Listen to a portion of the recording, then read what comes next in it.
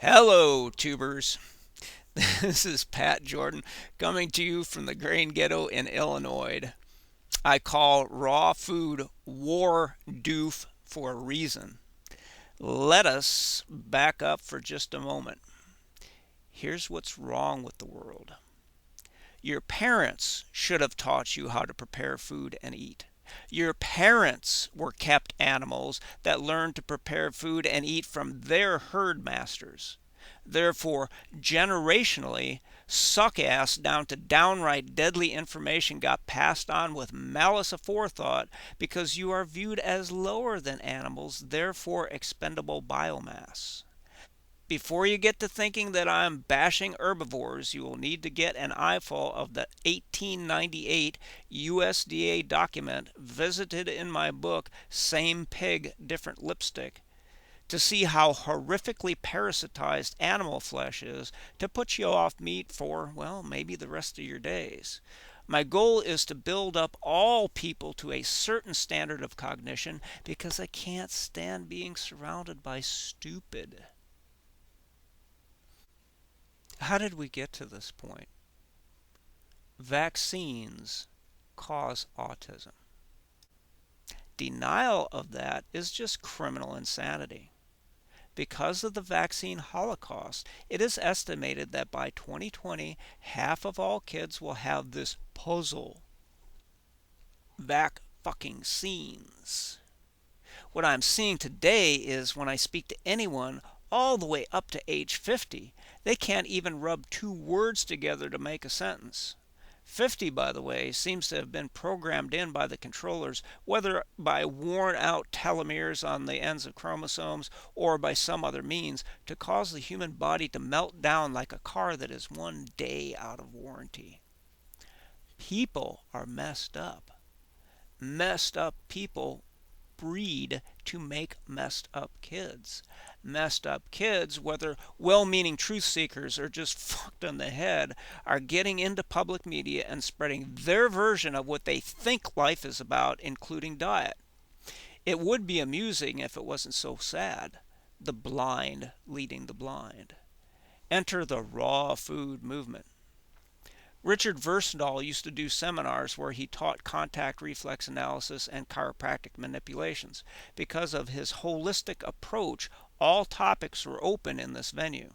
Parasites and bowel health are part of that, so in one of his seminars he said that lettuce is one of the most highly parasitized plants on the planet. He said that due to its nature and the culture of it, it cannot be grown without it being absolutely polluted with protozoa. When I was studying herbs, I came across a citation that when collecting dandelion leaves, you should pay special attention to slug or snail trails across them because there are flukes that are left in the slime trail. If the leaves are not properly prepared, you can get liver flukes. Here is my damned favorite image in the world next to a schematic of hydatid tapeworm bombies.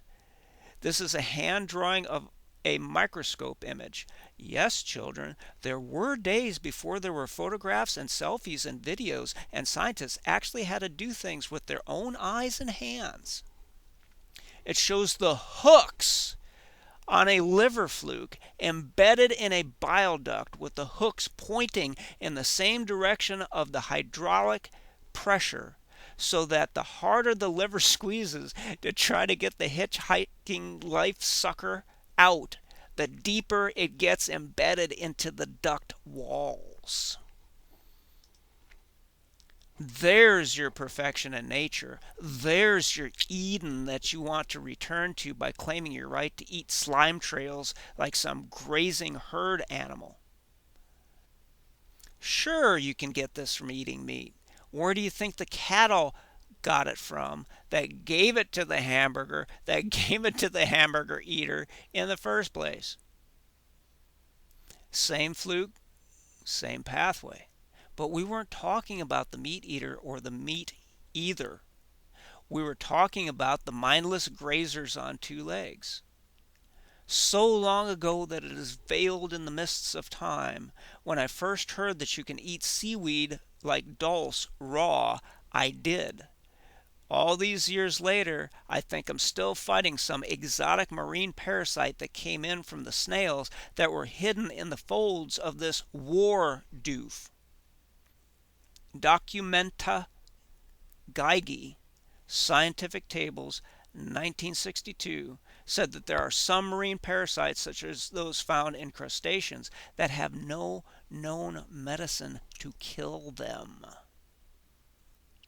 All this because some mindless hippie fuck that thinks they are a self-styled guru pushes the notions that humans today are capable of eating raw material without devastating complications. In earlier videos, I touched on the problem of phytochemicals and enzyme inhibitors that no one in the war doof community seems to be addressing. I've been gardening for over 40 years, and I knew in the 1970s that there were goitrogens in all cruciferates, so I would never eat them raw. So I steamed all these vegetables before eating them. These days I anaerobically ferment and then cook them. Yes, you do get a rush from eating raw foods. That's the adrenaline because your adrenals kicked in to detoxify the phytotoxins that you just ignorantly consumed. Never has anyone explained how you can eat raw kale and not end up with life-destroying hypothyroidism. It's one thing to be ignorant. We all are. As I said, the controllers did that on purpose to manage the herd. It's a whole nother thing to be a self-inflated fucking idiot Pied Pipering people to their doom because you think you hacked the solution to a problem you don't even have the slightest clue regarding the scope. Raw carrots are great. But most of the posters on the internet seem to be rich kids that live at home and have never gardened a day in their lives. If you grew your own carrots, then the root-knot nematodes that live in the soil and like carrots as much as you do might give you pause. All things being equal, we might have been able to hold our own against these invasions, but the problem was and remains what they did to us inside. No one ever asks, why do we need vitamins? Why can't we digest our food? Why are all these exotic diseases exterminating the human race? Why? Why? Carrots? I eat them raw out of an anaerobic fermenter jar. Beets? I eat them raw out of an anaerobic fermenter jar. Cucumbers? I eat them raw out of an anaerobic fermenter jar. Most parasites, like most fungi, will be suffocated in proper anaerobic fermentation conditions. I would never eat an unpeeled beet out of the ground due to it having an extremely high sugar content and being infested through and through with yeasts. Hell, since I was a child, even cooked beets with or without the skins made me ill. All summer squash are symbiotes with fungi that infect them as soon as the fruit is set in the flower. If you do not know this, then you are exposing yourself not only to the living fungi, but the mycotoxins as well. If you do not know these simple things, then how can you expect to know anything else about the world around you or the complex science that you propose to hack?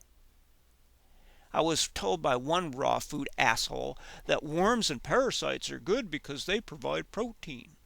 It was a flippant answer said with the know-it-all smile in the voice that I despise. What fucking assholes that never studied parasitology don't know is that it is the stomach acid that liberates the embryo from the encysted eggs so that they can develop into larvae once they get past the stomach.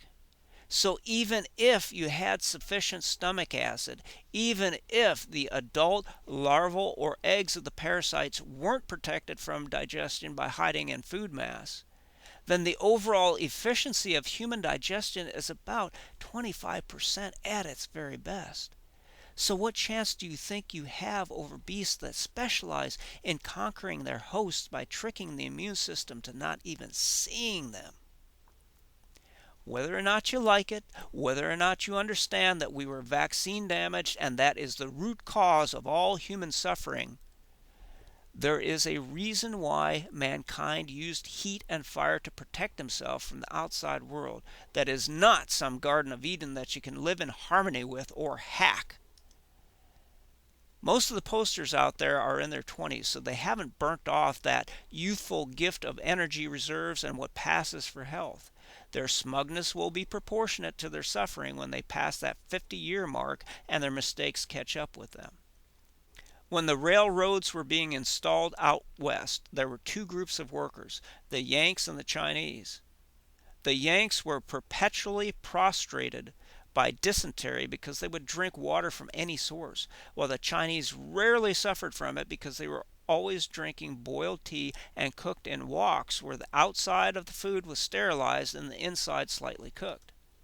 Even spring water, as we saw in the cryptosporidia outbreak in New York decades ago, can be a problem in these modern times.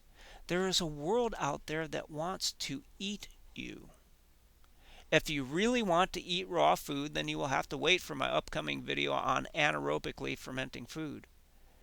Just like all the other memes and hacks and government-sponsored counterculture movements out there, the practice of culturing, pickling, fermenting foods is one of the most damaging military assaults unleashed on an eager, ignorant, wannabe do-gooders who haven't got the sense God gave a pissant, not a single ounce of science background, yet think they can hack anything because they play monkey see, monkey do with the popular disinfo that they obtained rapaciously on free social media streaming on a military communications network. Angry vegans? Yep, I'm one of them. I can't stand stupid. Want to know what the secret is of what makes people angry? Damaged livers. Want to know what damages your liver? Stupid is as stupid does.